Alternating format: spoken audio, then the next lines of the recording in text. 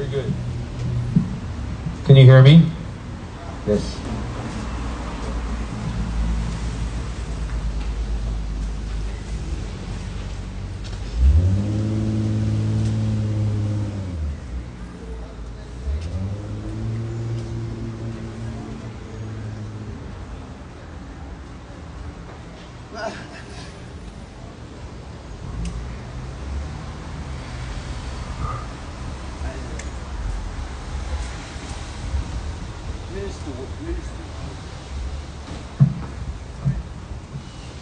Okay, everybody in the bookstore, go outside.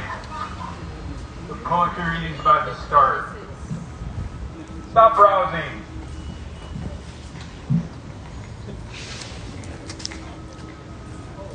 That means you too, Anthony. Quit hiding back there. Stop buying books.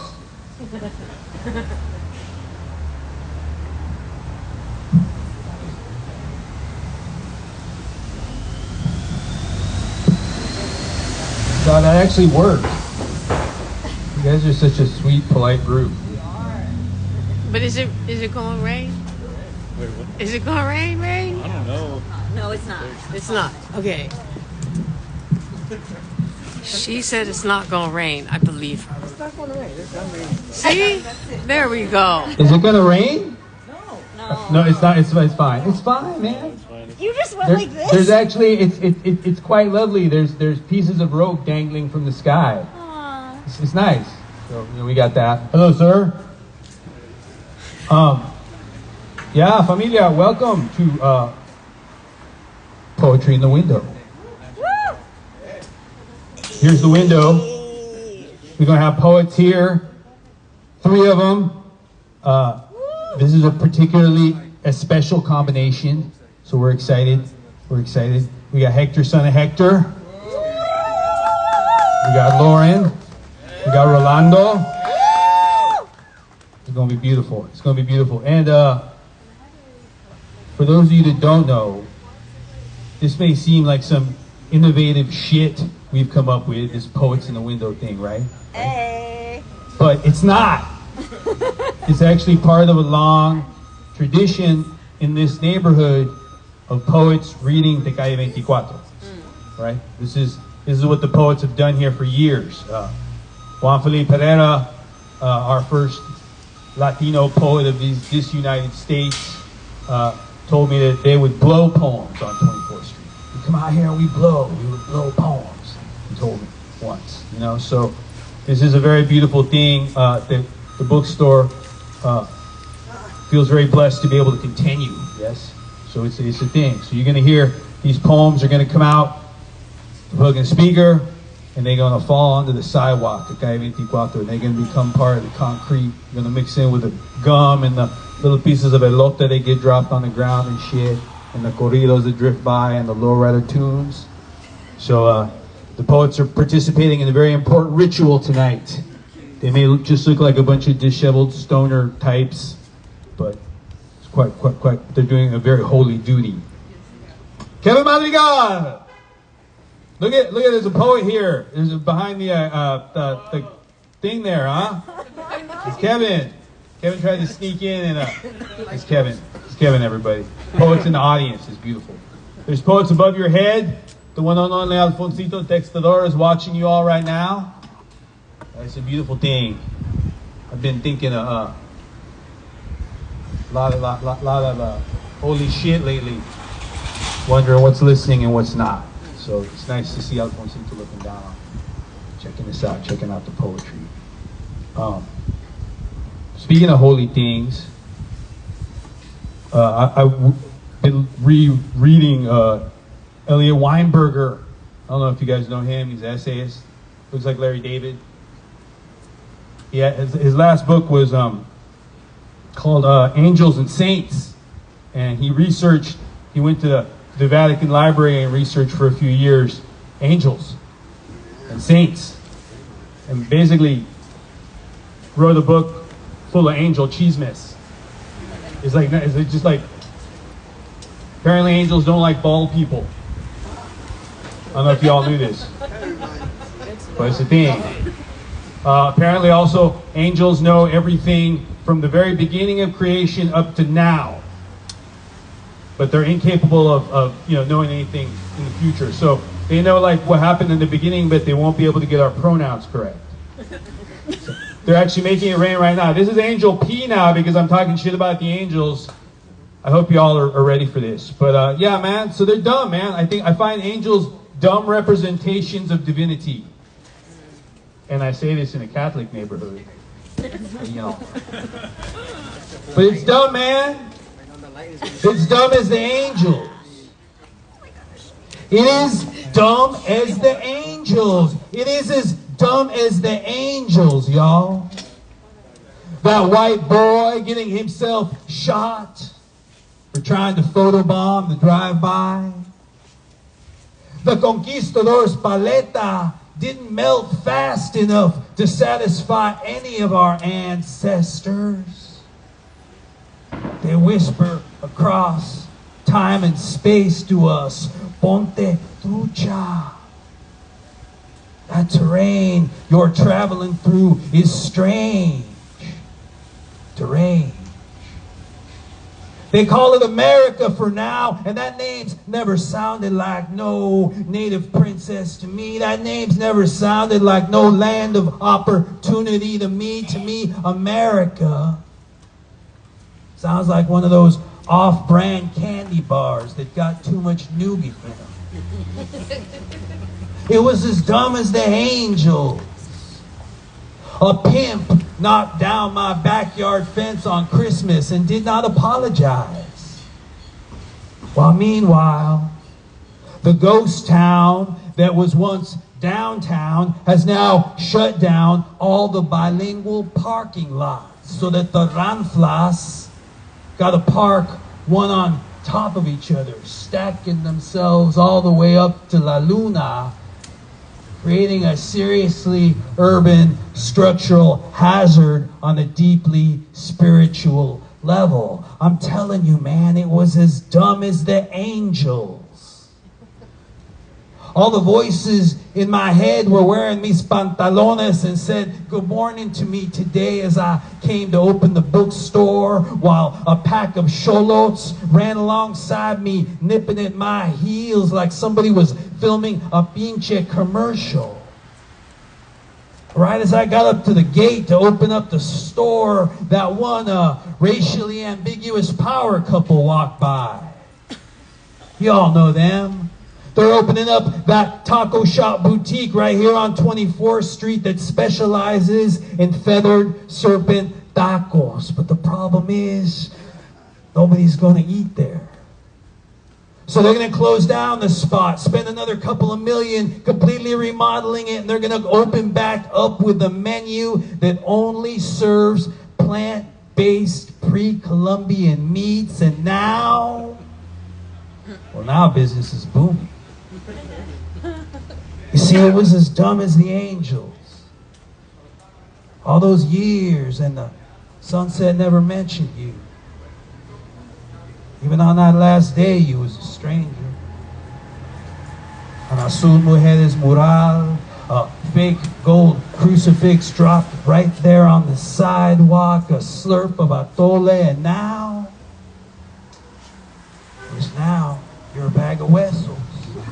Now you're a cuervo in the cypress tree, and I'm the ghost of Alfonsito Textador's prosthetic pierna that went missing from the neighborhood years ago and was never recovered. See, I'm not really here. Now neither are you, and that's not profound or spiritual at all, man. That's not profound or spiritual at all. That's not profound or spiritual at all. That's just me and you avoiding the street corner where the car crash that kills us hangs out, talking shit and drinking with the serpentine truths that the demiurge was supposed to whisper in our ears, but never did.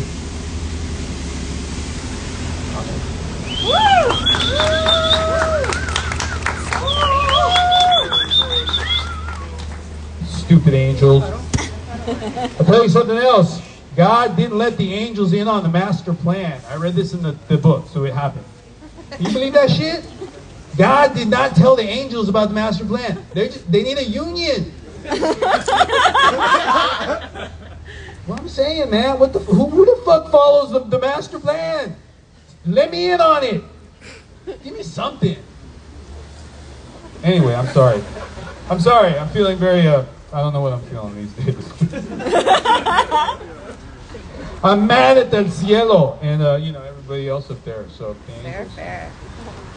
They seem like jocks. They seem like big dumb jocks. Anyway, enough about that. Oh, it's you. Look, another beautiful poet here, y'all. Anthony Pangani. Woo, woo, woo.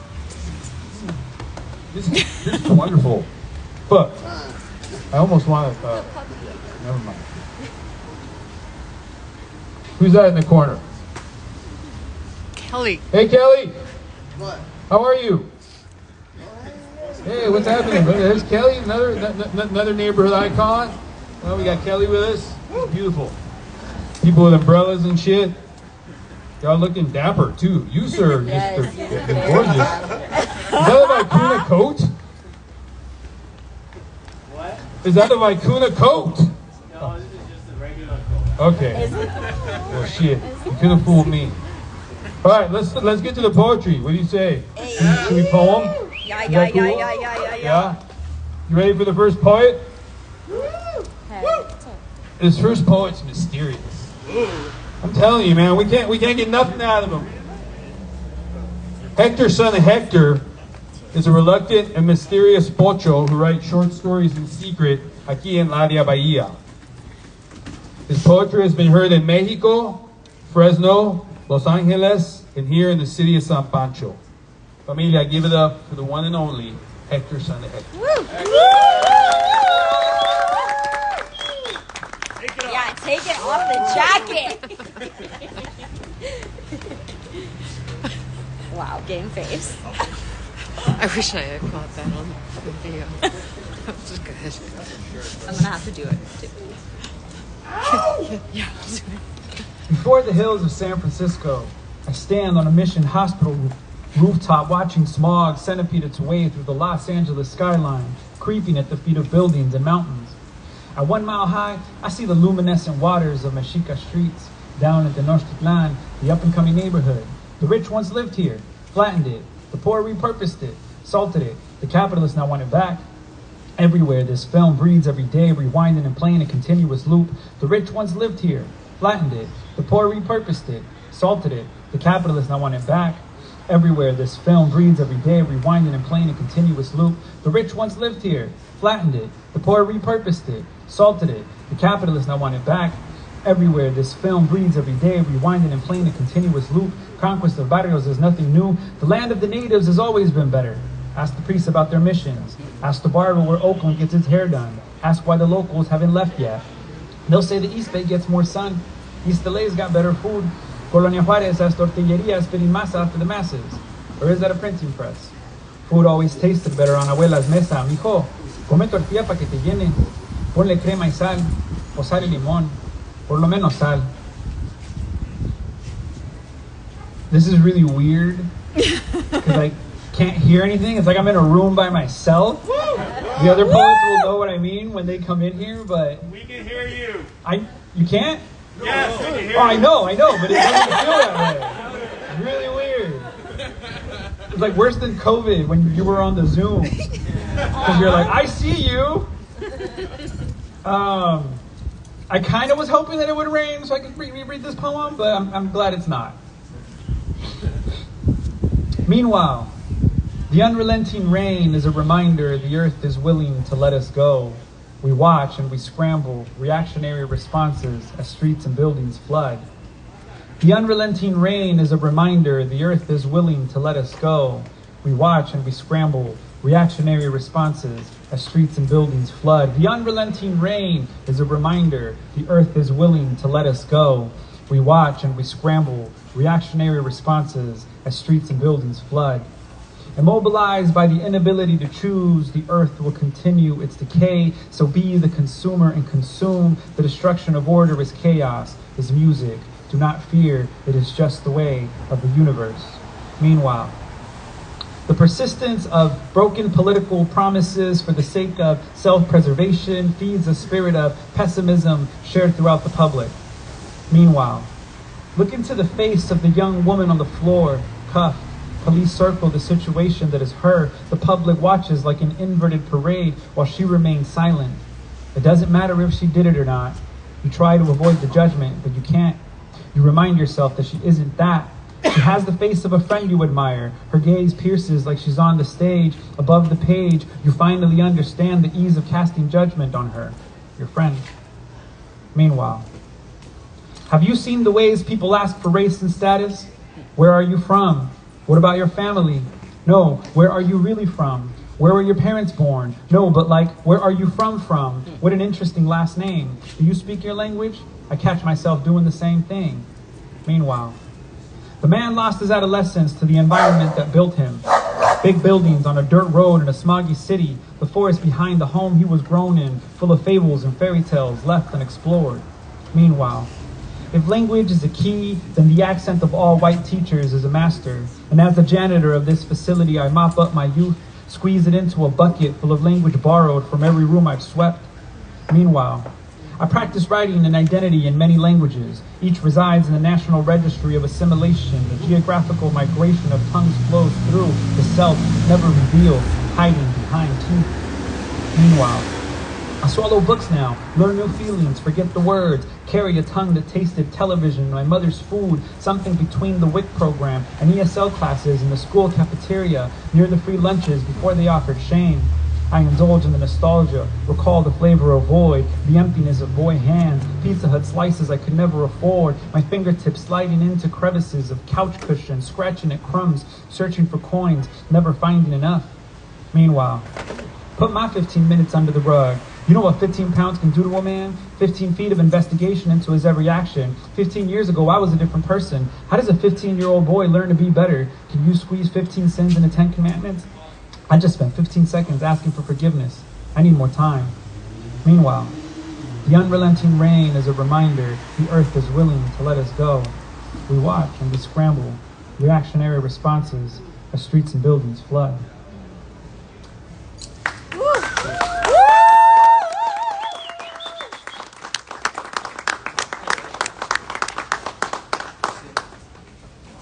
Speaking of angels and the sky and the heavens, you have seen the eye of God in the oblong shape of your soul, ephemeral, phantasmagoric. You swear ghosts only exist in your mother's home. You've seen the eye of God in a dream, a primo you never meant to meet again. You've seen the eye of God in the sun, wavelengths and energy too long for you to endure, phototoxicity stripping the time. You've seen it in the $1 bill, backed by conspiratorial Illuminati, corporate men and corporal black holes draining the light. You've seen it in a microscope, magnified intracellular beauty, cosmic representations, plankton that look like planets, and interstellar mappings. You've seen it inside an astronomy book, high-def textbook photos of supernovas, interstellar eruptions of creation. You've seen the eye of God in the Torah, explanations of cosmos and poesy, read from the chaos of a kitchen table. You've seen the eye of God inside a body. The newest life requires a supernova of pain and blood and motherhood, an explosion of stars, an eruption of creation. Dry pinto beans scatter in the chaos of a kitchen table, laid out our playing cards and ashtrays, salty peanut shells drying out elder tongues, plain white candles flicker throughout, the silky voice of night speaks through the boombox, jazzy beats of Los Angeles Negros keep the rhythm of crosshatch blues from seeping through the cracks of the ground, y la cobija de los pobres rests in the center of the card you always play. El humo, como una tiniebla cósmica, se apodera de la mesa, que huele a cigarrillo, entrando y saliendo de pulmones, como una ola cual toca la piedra y se va, una respiración cuyo único fin es fin de todo. Esta noche en el centro, el sol sigue ahí siempre, alumbrando su sonrisa roja, junto a la estrella y la luna, y pones el frujol donde tu abuela llama. Alumbrando su sonrisa roja, the dying sunlight from the west, enters the window on its downward trend, refracted by the horizon's pollution. Its final rays press the walls of the room, shifting colors like abstract graffiti until the wall is a shaded white once more. And as the cool air becomes more present, a stream of muffled murmurs flows over like nutritional rivers in marrow. Its veins and arteries break through land, so you use your hand to dam the air in ways that can never stop the sun, the ancient chemical reaction, combustion energy source of the earth, creator and destroyer, beauty and truth, the God you can never directly observe, yet open your mouth and watch it provide. Ruby red strawberry skin turned to juice, stuck to your front teeth at the first bite, clear, fresh, cold water on your lips, melted from nearby mountain tops. And as electric power lights the night, the moon becomes the brightest beam, illuminated by the submerged star. His skin turns to juice and seeps through the cracks of the ground. Only the bones are left. La viejita limps with the cane to the corner where the orange bus lifts past her. She jumps into the dry river, floats over to the next stop. The music bounces off sidewalks, slanted rooftops, and beneath the canopy of a front porch where a grandfather becomes witness to the elotero getting mugged at gunpoint just 200 feet away, his shoes cemented into the ground by a fear he thought he'd escape. It is the hottest day in recorded history. Even the sun escapes early.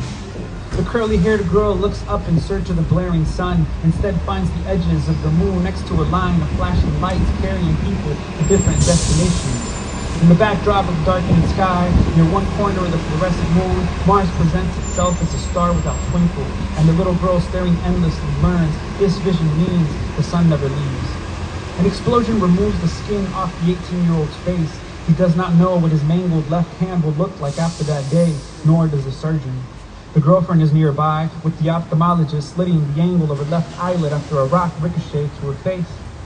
And in the next room, a 50-year-old man lays with his left thigh ballooning, listening to men and women work on the wounds of the celebration, while outside, everywhere outside, the heat brings madness and excitement, and the fireworks, all the fireworks light up the sky. In the backdrop of a darkening sky, night arrives. Will stars shine or will clouds hover, tempting ex-lovers? Will they touch or will they leave fiery bright like comets? In the backdrop of a darkening sky, night arrives, always tempting to tell the story you swore you'd never tell, the shadow of death following ahead. In the backdrop of a darkening sky, night arrives, sometimes without moons, without stars, but the city lights tell you the time, the season, it does not stop. When night arrives and shadows lose their strength, prescient messages of please be safe, heavy in your hand, and you carry the moon in your back pocket to give to a friend. Watch the twinkle in her dangling hoops, pray her lips do not tempt you into kisses on the curb, reaching for organs, and you hold the heart like a delicate star, warm purrs of an engine, energy between the two, sun and earth, you and her, quietly, hurriedly, before the night goes away. And you hold the heart since it is no longer theirs. Squeeze in the rhythm, you have learned to dance, the song of death. You are no longer observing, you are learning. In the eyes of the cosmos, you are just dust, treating dust. But here, in this room, you are merciful creatures of love. And today, you are important. Be you the hand that pumps, or the one that needs it.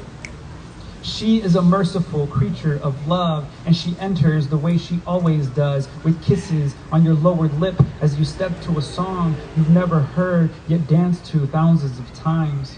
Your eyes, flashes of sparse, twinkling stars in a cityscape betwixt a crowd of those who know the rhythm and those who don't. Your feet compete for space on this earth, yet align with each other like impossible suns. And she enters the way she always does, because she knows at some point your thighs will meet, swaying low and lower, and you will fall once more into the curls of her hair, black waves of an ocean, toca la piedra y se va, a song, a journey, swimming, swimming, and falling in love again and again. Toca la piedra y se va, like the hand that pumps. Toca la piedra y se va, un latido de sangre.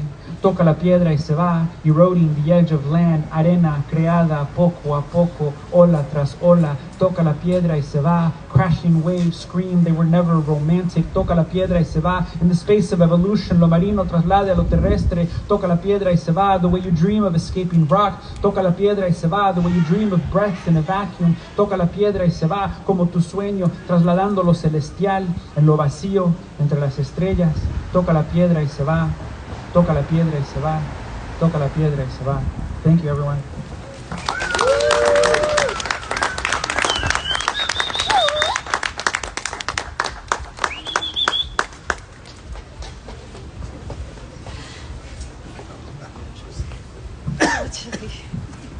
One more time for Hector, son Hector. You know that, Hector, that last poem was hot. Yeah. You ain't gonna tell me you were swooning a little bit when he was reading that. Yes. I was swooning. A lot. I had to prop myself up against the parking meter. Hector makes me swoon. For real. And Hector, you realize how much footage we have of you now? What do you think we're gonna find when we analyze that shit, hermano? What? What do you mean for what? For whatever we want. You are the FBI. We talked about this. For those of you that don't know, it's a popular theory among the Pocho poets that Hector is a COINTELPRO operative set to destabilize our asses. But the problem is we've fallen in love with him because he's such a chingon poet. So even if he's gonna fucking rat us out, I don't know what's gonna happen. But yeah, you are the FBI. That's good. That's good footage. We got good footage. I'm excited. Anyway, where are you reading next? Here. When? Like in June. For what? Over there, I think. What? Oh, for the Florida Canto. You're reading for the Florida. That's beautiful. Like 4 months from now? Okay. Any time before that? Okay. Somebody invites me. Okay. Someone invite Hector to a reading. Map. It's beautiful to hear. Map. Oh, there you All right. go. Oh, yeah, that's a good April. Map. Map. Well, to be fair, Hector has some reservations about reading in map events. Don't we all? FBI. If I'm wrong, tell me I'm wrong. Depends where. That's a diplomat. Oh. She was with David. Oh, yeah, no, not right now. Y'all are getting like this is known as the 24th Street telenovela. Talking papas about map. Damn, Hector. I know. Moving right along. Y'all got the cheese man. You got the 24th Street cheese man for free. You have to pay extra for that. It just comes with a reading. I'm going to read the next bio. What a beautiful combination of poets. They're going to leave mad now. Oh, they're going to have a talk. That's very sweet. Have you guys ever been to an event at their house? Okay, the problem is, whenever you read, yes, it's true. At the end, there's always some like drunk white lady gets up and feels all free and shit and wants to like talk about it like to the audience to you, and it's happened to like me and Hector and Maria and so you know, just between me and you. This is what it is, you know. I almost saw Burning Man Paula coming up after my fucking reading, like hula hooping and telling me like this move, you know, it's weird. Yes. It's a weird thing. You know what I'm saying? Yes. Peculiar. Anyway, moving right along. I mean, I'll be honest, I was happy when they were all stuck out there in Burning Man. It was funny. Did you remember 24th Street during that time? It was beautiful. Yeah, it was. Anyway, hating on angels and burners tonight at the poetry reading. Oh, wait, are you ready? Rolando? I got lost in my fucking complaining. Familia! You ready for the next poet? Yeah! Woo! This beautiful creature, Rolando André López, is an educator, writer, translator, bookseller, and poly-psycho devil cartoonist from San Juan, Puerto Rico. He has published work in Passages, North Orca Literary Journal, Off Assignment, Conch Magazine, and many others. In 2021, his essay, A Name is an Unquiet City, was labeled a notable essay of 2020 by Best American Essays. He is a 2023 Puerto Rican Artist Fellow for Mas Mocas Assets for Artists program. Rolando's writing ranges from journalism and reportage to hybrid fiction, nonfiction, and poesía. He holds an MFA in creative writing from California College of the Arts, and he lives right here in San Pancho. Familia, give it up for Rolando André López.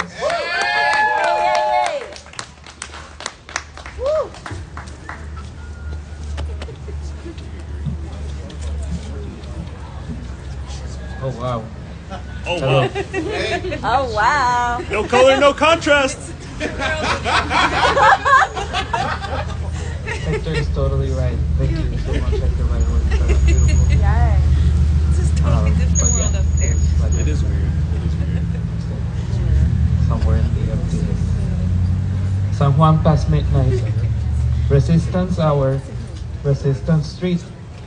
The name of the road rebranded. La Fortaleza's name erased. Erased the influence of the governor. Superimposed the name of resistance. The machete as spray paint. The breaking of glass shards on the cobblestone street. Knocking of burning sticks against colonial walls of cement, and the feverish body of people, some encountering each other for the first time in years. Others wore masks, and other wore masks and broke things, but earlier in the day, on those same cobblestones, as the evening sun tempered the bay, two people were celebrating their engagement, and the violinist was beside them, playing the theme to the carpet lovemaking scene in the Arabian Nights movie. And while the violin played the lovemaking carpet song, and the newly engaged couple kissed, the cop car drove by, and the colonial architecture boasted indifferent, and the anti-governor protest began its rage in Resistance Street, and now a fire burns in San Juan's night, and we look like the rebels in a stained glass explosion menagerie of bodies, a swimming cathedral taken for demons, but every hand overclapped the undermoon terror. What it took to radicalize me was the effective formation of a common enemy.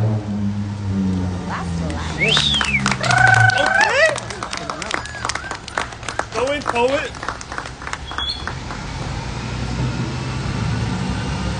You buy gray hoodies from a shop in Mission Street that sells them at 25 bucks. It is owned by an old couple. You wish you could tell the pronunciative intricacies between each of their languages, but that would take so much study. En fin, you wear your hoodie with hands in the side pockets, and all that's left is a superpower for you to be a hero of the streets. But you're just another big guy in La Misión. But that's what La Misión feels like to me. A neighborhood. It's familiar. The sidewalk salesman, the Salvadorian, Guatemalan, Mexican, and Greek eateries, the Vietnamese coffees, Pakistani pizzas, Chinese donuts. We are so violent that if you squeeze a newspaper as you would a sponge, lo que sale es sangre. What pours out is blood. What my teacher Maricuca said. Maricuca was an old lady. I was 8 or 9. It was 1998 or 1999. Maricuca died in 2020. She changed my life when I was 8 or 9, or both. She was my 4th grade teacher. And when I was 8 or 9, home was a house, but school was not a house. In 4th grade, school is a terrible feeling, both ordinary and stupid. I was not like the smart kids who played video games all weekend and got A's anyway. I was dumb about the math problems and hated writing in cursive. And I was convinced the playground kids were right when they called me a maricón and laughed about my hair.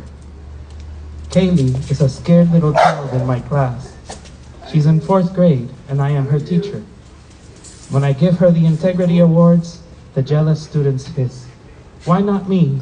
Why her? All she does is walk around tiny, and we don't even bully her. Maricuca took care of me.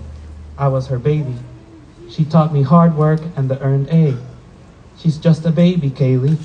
Her second name is Quiche. Ashley and Monse have taken her on as a little sister. They are protective over her, as in the Mayan people living in the Midwestern highlands of Guatemala. That's where Kaylee comes from. She is so little when she smiles at me in the schoolyard. Poems are sacred things that happen to you in a playground flash. Poets are small, like people are in the childhood of the universe. In her previous school, they bullied her for her size. Here, they bully Rufaida because she's from Palestine. And Kaylee, so little when she smiles at me during el receso. Or when after class she asks me, Maestro, ¿por qué está tan enojado? I don't tell her, your face is a library, or your eyes are a temple. I just see an old lady. She's my teacher. Time out of mind, I tell Ashley and Monse, look after her. She's vulnerable.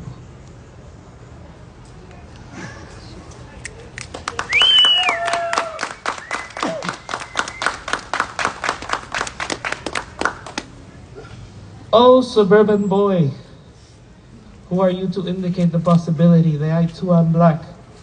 If, as my mother tells me, you are white as I raised you, and as my father tells me, your skin, hijo mío, is white. But then mi abuelita always called me mi negrito. Yo era el negrito de mi abuelita y el blanquito de mis padres. Chester Himes, a black man, titled his prison memoir, My Life of Absurdity. He said racism introduces absurdity into the human condition, giving rise to decisions blended with violence and irony, the quality of hurt. When I consider the language with which I evoke casa, it renders it. Your observation changes the childhood. The streets light up different depending on the eyes that see them. So the people appear as towers of billowing smoke to some, as chains of red fire to others, and as dragons to a few. So what if I have othered my own creature? What if home is to me what the Orient is to the Orientalist? Your observation kidnaps a child. Who was he? I always hear of the lost ones, never heard them found. El niño vive en la casa, que así sea, a philology of home. Casa though means house, and Anglos love to say home. But Bachelard is right, it's not the home, it's the house.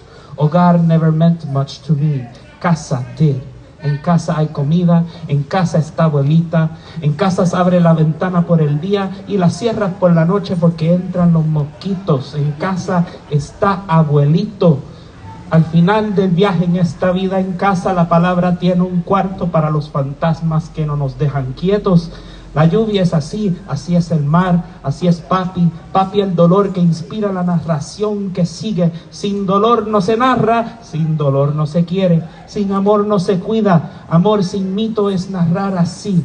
El cielo es azul oscuro por la noche en la memoria de mi abuela. En su casa yo veía la película de Peter Pan y volver es diminuto aleluya aquí frente a la computadora escribiendo este cuento. The roving eye is blood, hogar, filología de casa. Ya es muy tarde para la pasión, ya solo te queda recordar. Mamá dice que en Puerto Rico un día va a nevar. Imagina su memoria. In house is the food, in house is abuela. In house you open the windows during the day and close them at night because mosquitoes come. In house está grandpa. In casa the word has a room for the ghosts that do not leave us still. The rain is like that. The sea is like that. That is daddy. Papi, the pain that inspires the narrative that follows. Without pain it is not narrated. Without pain you don't want it. Without love you don't care. Love without myth is narrating like this. The sky is dark blue at night in my abuela's memory. In her house, I watched the movie Peter Pan. And going back to that moment is a little alleluia, here in front of the computer, writing this story. Home, casa, philology. It's too late for passions. All you have to do is remember. Mama says that one day it will snow in Puerto Rico.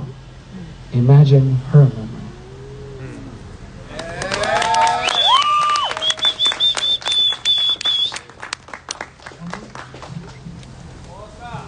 Dale.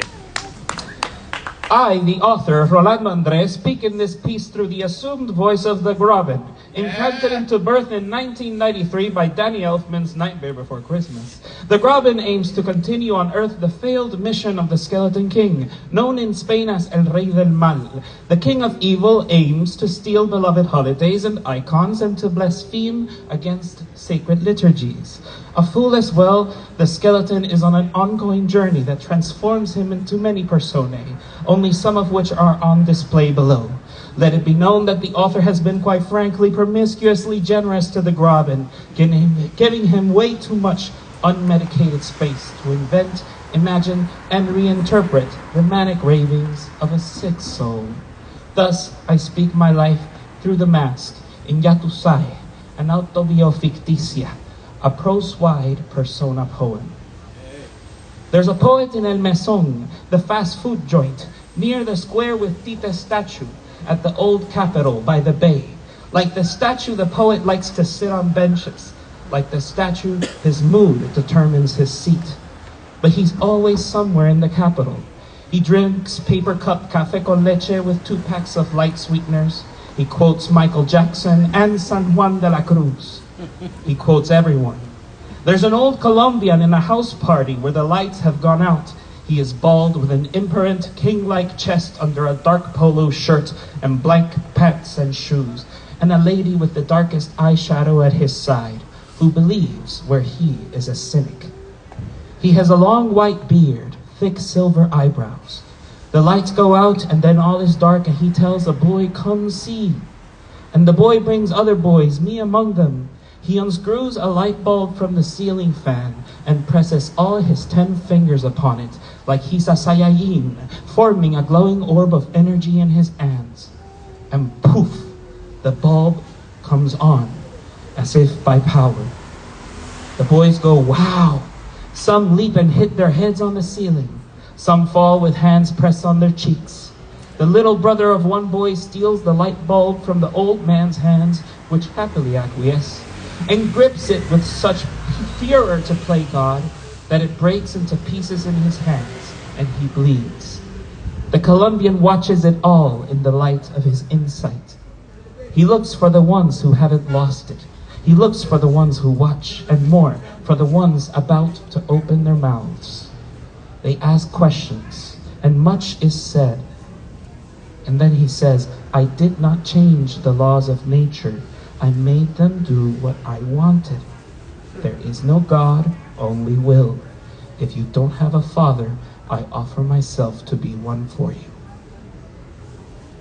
There's a yogi ex-priest drinking a beer by the beach, lotus positionally speaking parables under a palm tree, feeling the sand under him as he spreads the gospel of Swami Prabhananda and Ramakrishna and Antoine de Saint-Exupéry. I ask El Padre Playero, "Padre, do you believe God created man?" He gives me his Buddha smile, perfect with his round glasses. He asks, "Rolando, who created whom?" San Juan de la Cruz, as quoted by the fast food poet, "The vulnerated stag on the hill peeks at the wind of your flight and drinks refreshed. The writer's world is our readers, and truly just you catching my flight's wind. The Greek mask I bring to the ring, where my punch lands in your heart, where you drink what I connect with a quality of hope and simple shots of hurt. Writing, the mystifying maestro said, is fighting, and the rounds never stop. The fighter wears a Greek mask, double-sided, of himself Lord. Even when I'm divided against myself, what do you do when you've learned from so many lifetimes by 21? There's only one path for that boy. That boy's a whatever happened to that hairy professor. The one with the Semitic fields of hair across his chest and arms and face. The one with eyes that look up when he blinks, with the unibrow. The one whose voice goes up like a light flute. Wee when he says yes. The one who was either too negligent or too strict. Who let the boys get away with either too much or so little they couldn't even get away with breathing. He was bipolar, depressed, anxious, unmedicated. He was a brown supremacist, a communist, he was gay. He was aggy, he was so annoying. Doing way to the most, he was told you don't do the most, Mr. López. You don't get to say fleek. Whatever happened to that hairy professor who told the white kids? You know what he told those white kids? Oh, he said, I swear you heard the pin drop when he was done. That mother said, you know why it's so easy for y'all to quote your grandparents, quoting Bill O'Reilly, quoting Tucker Carlson, quoting Sean Hannity, quoting Mr. Alex Conspiracy, Brainwashed Jones. You know why it's so easy for you to come back at me with such stupid forms of authority? Y'all know why a cop car can flash its lights loud by you and you not feel a thing, indeed you feel secure? I'll tell you why. Because you're fucking white. But what I forgot to say was, I am too. You pass enough times, it starts to count. At the meeting the next day, the principal says, so, you dropped the F-bomb in class?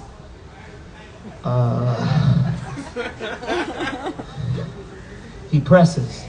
Can you repeat to me exactly what you said? There's a pattern, you know. I see it and make prose aquarelles of it, and some people make paintings, and some people draw lesson plans. But we all organize the information, because there's a pattern I see, and I draw it. And I draw it small, so the children can follow, bit by bit in simple shots of hope and hurt. So the children can follow and one day rise to the occasion. That's what no one ever understood, except the children. My favorite place was the classroom. My favorite space was the teacher. But I have un par de personalities, maybe like El Cano said, signifying on a black man's theme. La gente dice que soy el muñeco de la ciudad. La gente dice que soy el muñeco de la ciudad. Porque soy blanco, blanquito, con la cara colorada. Porque soy blanco, blanquito, con la cara colorada. Negro que baila sabroso, negro que toca el tambor, negro que suena el timbal, un ritmo en el corazón. People say I'm the doll of the city. People say I'm the doll of the city because I'm white, white with a red face. Because I'm lily white with a red face. Black man dances tasty. Black man plays the drum. Black man plays the timpani with a rhythm in the heart. Thank you.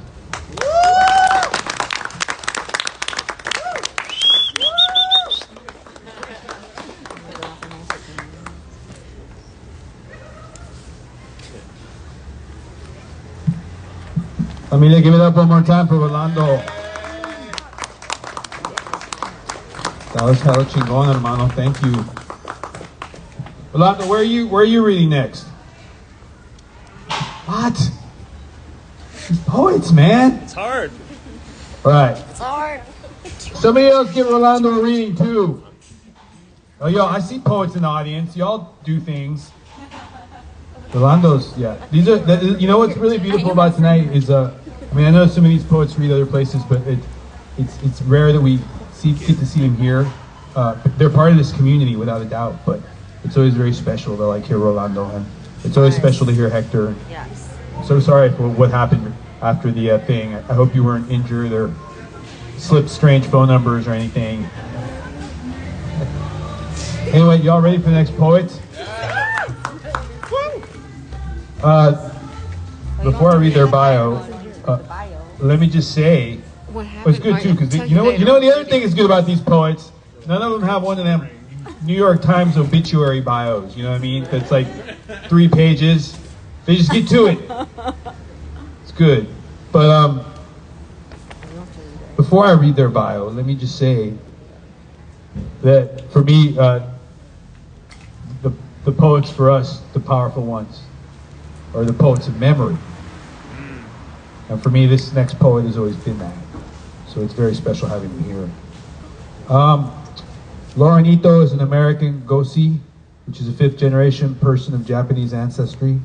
They're a poet, a researcher, and organizer whose art explores American concentration camps, political agency, and the genealogy of home.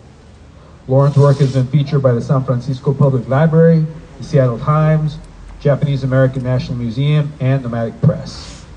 As the San Francisco Arts Commission Artist Grantee, Lauren's latest project convenes Japanese-American poets and visual artists to create a collective love letter to our ancestors, past, present, and future. She can almost always be found in or by the sea. Familia, give it up for Laurenito.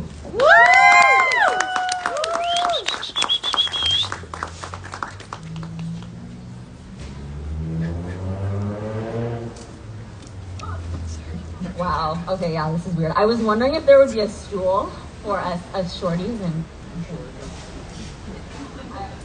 also, I know it's cold out there, so everyone, can you just 5 seconds to just jump? Okay. So honored to be here. This is an iconic space, an iconic street, and the other two folks were such a joy to listen to. So let's get into it. Infinite definitions of birthright. Is it place, or people, or textures, or graves, or lullabies caressing cheek, or afterthought? Or contorted masks and shapes we can't bring ourselves to recognize anymore? I hitchhike towards mirages, count mile markers in what grows beside the road, who destroys it, how invasive species are named, where resilient blooms atop fault lines keep extinction at bay, and poetry becomes wills only some can inherit. Tucking affirmations beneath toes at each bend, I ground prayers for cocoon comfort in given skin, as if we were destined to belong here, after all.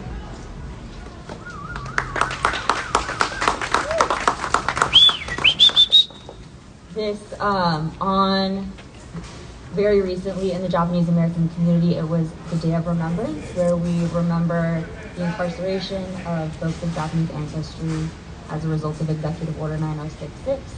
So I want to read this poem in relation to that memory, as well as the ways that those histories are living today. Juice. Words weep, connecting pen to paper, to calloused palms of cane, to cries for home out a boxcar window, and barbed wire dragging blood from streets. Rid them from growing our food, everything they touch turns to ash. Rid them from teaching our kids they're planting maggots in their brains. Rid them from the laundromat on the corner. They've picked coins from my pants pocket. Rid them from the corner store. I've had my eye on that lot for a decade. Rid them from the house next door. Neighborly doesn't look like. Slit eyes, buck teeth, rabid scowl, jet black hair, pincers for fingers. Dr. Seuss told me so. When cracking heads like pomegranates, pulp spatters on pavement and we go giddy. Slurp the tartness flooding streets, hand our sons and daughters silly straws so they too can taste it, engorge our bellies until we're drunk off it. Eyes rolled back, chins dripping, arms undulating with glee, we will dance to a star-spangled night, only made for this America, in red juice, knee deep.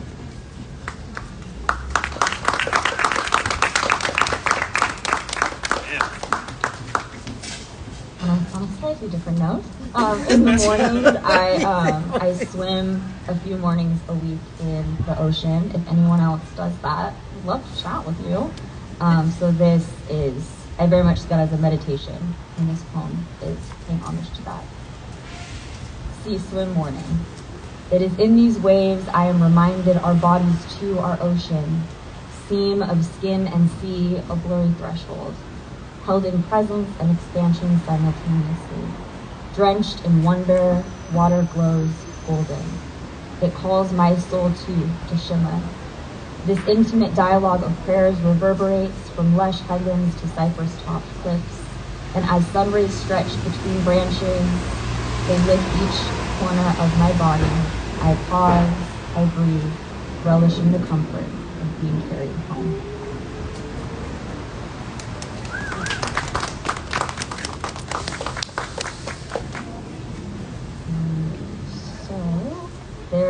I have a couple more poems for y'all. This is new shit. So for those who don't know, my apartment burned down last year, and so these two poems are processing and in relation to a real mass fire. Wading through ashes, there are no times for pleasantries, or tears, or should-haves, or need-tos. There's only the same suspended quiet after the first snowfall, the way the world pauses, holding her breath with you, the way a single lip liner found by the kitchen closet feels etched in poetry. I call back the muses, draw a bath, and hope they keep me warm. Words may let some horrors land, but for now we wait, engulfed by the red glow of sunrise. And this next one has no title. Between rock and stone, embers and floorboard ash, we are learning the meaning of fire.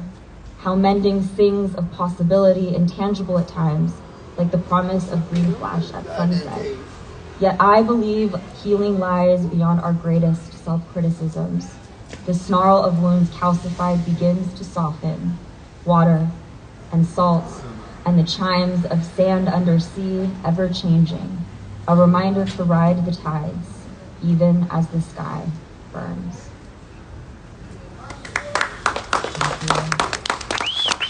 To close out, we're gonna see if I can do this one from memory. Okay. Okay.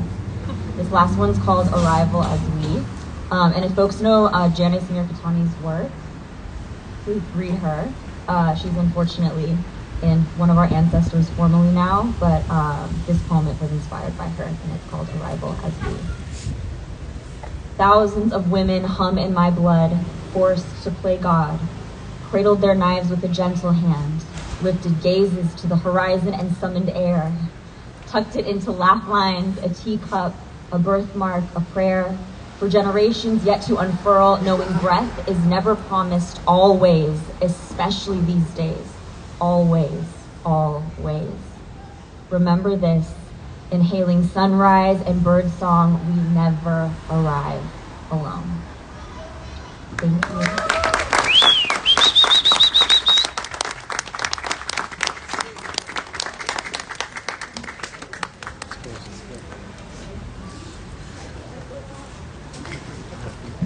One more time for Laurenito. So, Lauren, where are you reading next? I ain't got nowhere to read next. Damn, y'all! The three of you get together, start a series. Okay. We'll get All back. these poets need to be heard constantly. This was really beautiful tonight. Familia, give it up for the poets that participated. Hector, son of Hector. Rolando with his Princess No Nokia shirt. Laurenito with the beautiful poesía, the memory, the remembering, the history. Thank you to the poets for watering Calle 24 with your poetry.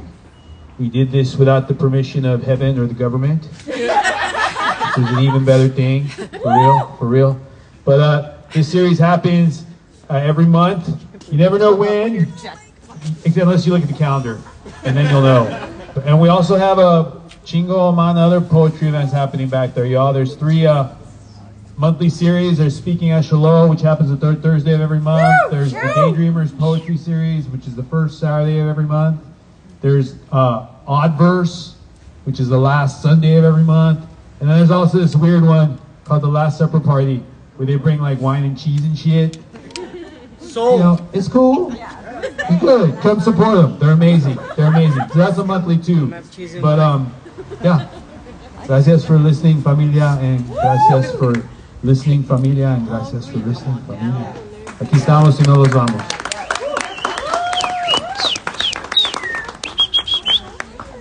Okay. Oh gosh, was I just standing in front of No. the closing message? No, you were standing right beside, but there's a very fast flash of your beautiful silhouette, like looking at your friend, like with love and energy. It was beautiful. Couldn't have been better.